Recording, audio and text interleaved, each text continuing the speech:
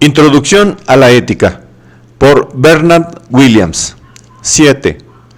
Bueno. El uso del término bueno ha constituido un foco para muchas discusiones de asuntos básicos en filosofía moral, aunque sería un error pensar que esta palabra o sus equivalentes aproximados en otras lenguas podrían soportar ellos solos todo el peso de esa temática.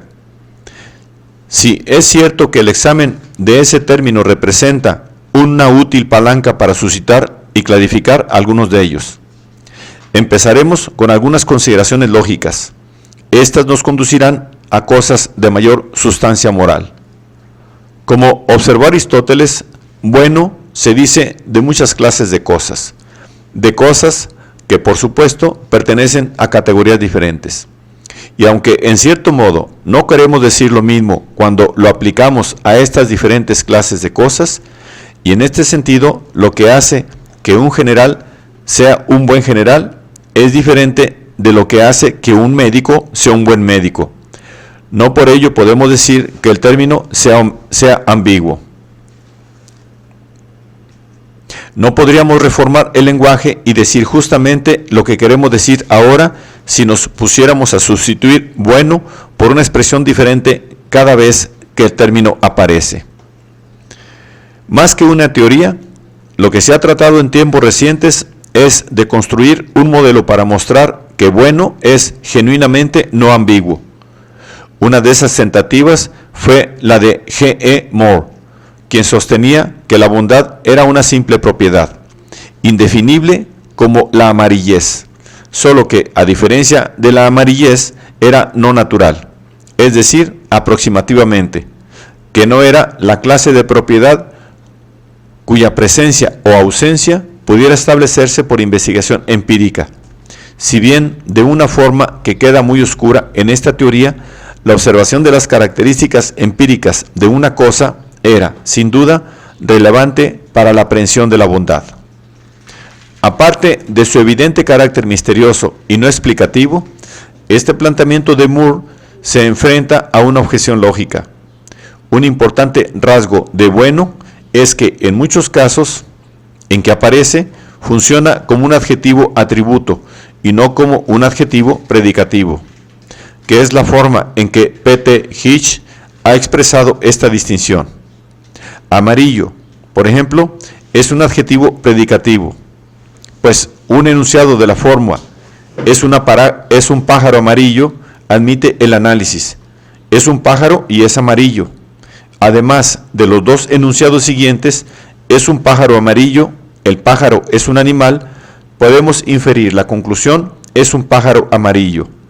Pero el enunciado, es un buen jugador de cricket, no puede analizarse como es un jugador de cricket y es bueno, ni de los enunciados, es un buen jugador de cricket, un jugador de cricket es un hombre. Podemos inferir válidamente la conclusión, es un hombre bueno. A un adjetivo que tiene esta última característica, la de estar lógicamente pegado al sustantivo al que califica, podemos llamarlo adjetivo atributivo, o, hablando con más precisión, a una forma de uso en la que el adjetivo va pegado de un modo al sustantivo al que califica. Podemos denominarla forma atributiva de uso del adjetivo. Ahora bien, en la explicación de Moore, se sostenía que bueno se parecía a amarillo en el hecho de que, al igual que éste, representaba una cualidad simple, pero que se distinguía de amarillo en que la cualidad por la que estaba era una cualidad no natural. Y, por más misterioso que eso suene, tiene que implicar, por lo menos, que la conducta lógica de bueno como adjetivo tiene que ser igual a la de amarillo. Pero no lo es. Y por tanto, la explicación de Moore tiene que ser rechazada no porque no sea esclarecedora y sugerente, sino porque está radicalmente desencaminada. Otro importante adjetivo atributivo es auténtico. Una aserción de que algo es auténtico solo puede ser entendida si podemos responder a la pregunta, ¿auténtico qué? Esto puede quedar ilustrado por una situación en el mundo del arte, en la que los coleccionistas pueden estar interesados en adquirir las obras de ciertos falsificadores, de suerte que algunas personas pueden estar interesadas en falsificar falsificaciones. Así, puede plantearse la cuestión de si este cuadro es un auténtico Van Meegeren, pues todo el mundo sabe ya que en cualquier caso ya no se trata de un auténtico Vermeer. La característica de la atributividad necesita, sin embargo, de una exploración más profunda. Si queremos llegar a una expresión de bueno, podemos comprobar que grande es atributo. Así, de, inciso A, es un ratón grande. Inciso B, un ratón es un animal. No podemos inferir válidamente C es un animal grande. La explicación del fallo de esta inferencia y de la atributividad de grande es bastante clara. Se trata de que grande funciona como término comparativo y es un ratón grande significa algo así como es un ratón de mayor tamaño que la mayoría de los ratones. Si hacemos un análisis similar, la conclusión del inciso C viene a significar algo así como es un animal de mayor tamaño que la mayoría de los animales. Y entonces podemos ver por qué falla la inferencia. Lo que podría inferirse válidamente de esas premisas, si atendemos al análisis comparativo, es, inciso D, es un animal más grande que la mayoría de los ratones, que como se ve es una conclusión correcta. ¿Podemos explicar de la misma forma la atributividad de bueno? Es difícil que toda atributividad pueda explicarse en esos términos. Un Van Meegeren auténtico no es más auténtico que la mayoría de los Van Meegeren. Parece más plausible sugerir que bueno o buen en buen F es atributivo porque buen F significa algo así como mejor que la mayoría de los Fs. Sin embargo, un examen más atento demuestra que no es así. Acabamos de ver que basándonos en el análisis comparativo de grande, podemos pasar válidamente de las premisas inciso A y inciso B a la conclusión inciso D. Si bueno o buen fuera atributivo por ser comparativo, entonces la forma similar de es un buen jugador de cricket, un jugador de cricket es un hombre, podríamos decir es un hombre mejor que la mayoría de los jugadores de cricket. Pero esta conclusión no es válida y está expuesta a las mismas objeciones que la inicial. Es un hombre bueno. Estaríamos más cerca de una conclusión aceptable solo con algo como lo siguiente. Es un hombre mejor en el cricket, o mejor como jugador de cricket, que la mayoría de los jugadores de cricket. E incluso esto es dudoso, pues parece que no hay contradicción en la idea de que, con lo floreciente que es la situación de este juego, la mayor parte de los jugadores de cricket son bastante buenos. Si esto es posible, el análisis comparativo de cualquier sentido parecido a la forma que acabamos de darle desaparece también. Pero aparte de esto, y en cualquier caso, el análisis comparativo no ha logrado despegar a bueno de su sustantivo en la conclusión anterior. La conexión persiste, con bueno esta vez en su forma comparativa mejor. Así, la atributividad de bueno exige una conexión más íntima con su sustantivo que la exigida en el caso de un adjetivo meramente comparativo como grande, de gran tamaño. Como bueno en esta clase de construcción está íntimamente conectado con el sustantivo al que califica, el significado de una frase de la forma un buen X tiene que ser tomado como un todo, y su significado viene en parte determinado por lo que ocupe el lugar de X. Podemos dar un paso más y decir que, en frases de esta forma, el significado del todo viene esencialmente determinado por el significado de lo que ocupe el lugar de X.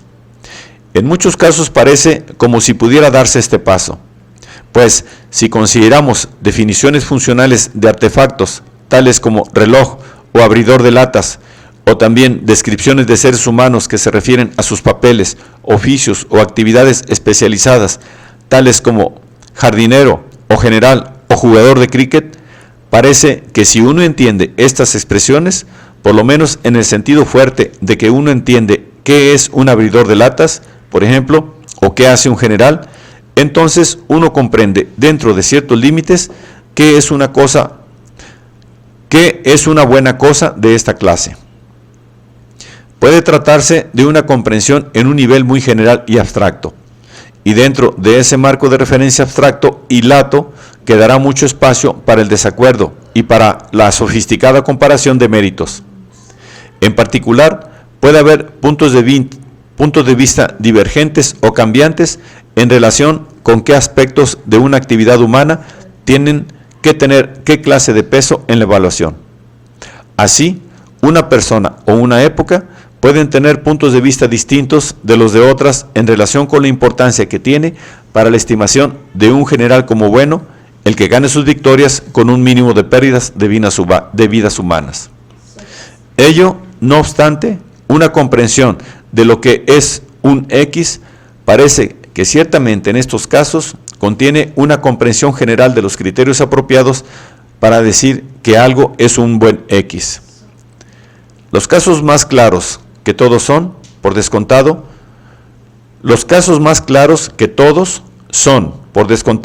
los de descripciones técnicas de artefactos.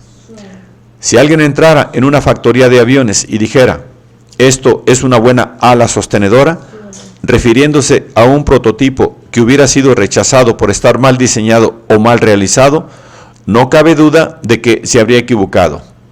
Y si después explicara que dijo eso porque le encantó la forma o el pulimento del artefacto, eso en nada mejoraría la observación que había hecho, ya que estos no son criterios para decidir si un ala es una buena ala, aunque muy bien pueden ser criterios apropiados para alguna otra evaluación de una pieza de metal, por ejemplo, como objeto estético. Esto ilustra una vez más la importancia que con la evaluación adquiere la cuestión de bajo qué concepto está siendo evaluada la cosa. Existe en la filosofía contemporánea una fuerte tradición de resistencia a la idea de que los criterios de valor de lo que hace a una cosa de una cierta clase una buena cosa de esa clase no pueden nunca ser lógicamente determinados por verdades factuales o conceptuales. Esto es una aplicación central de la distinción entre hecho y valor a la que ya nos hemos referido. Esta resistencia fue influyentemente alentada por Moore, que acuñó la denominación de falacia naturalista para la equivocación en la que se pretendía que incurría cualquier punto de vista que sostuviera que la bondad de una cosa podía ser identificada con algún conjunto de características empíricas o también metafísicas. Moore hizo una exposición de esta equivocación en términos de su teoría de que la bondad era una propiedad no natural, punto de vista que, como ya hemos visto, en la medida en que en absoluto resulta comprensible, es un triste error. Muchos filósofos modernos que están de acuerdo en que Moore no tenía razón en su punto de vista, coinciden, sin embargo, con él en considerar que la falacia naturalista es una falacia genuina e importante, y dan una nueva explicación de su naturaleza. Esta explicación, reduciéndola a trazos demasiado sumarios, viene a ser la siguiente: que la función de los enunciados de la forma «esto es un buen X» es prescribir o recomendar, o la de llevar a cabo algún propósito lingüístico de este tipo en el marco general de lo normativo o evaluativo, mientras que el limitarse a describir las características de X no es llevar a cabo tal propósito. Y ningún conjunto de enunciados que no lleven a cabo tal propósito puede lógicamente implicar ningún enunciado que lo haga. Prescribir, recomendar, etc., es hacer algo que los hechos por sí mismos no pueden hacer que hagamos. Tenemos que tener alguna actitud evaluativa o prescriptiva que haga que resalten ciertas características, si es que esas características han de contar para nosotros como razones de aprobación. El mero conocimiento del mundo o la comprensión de los conceptos no pueden por sí mismos bastar para producir tal cosa. Un examen completo de esta posición requeriría algo que nos llevaría muy lejos en este ensayo: el estudio de un importante campo en desarrollo en la filosofía del lenguaje, la teoría de los actos de habla, de las distintas cosas que podemos hacer al emitir oraciones.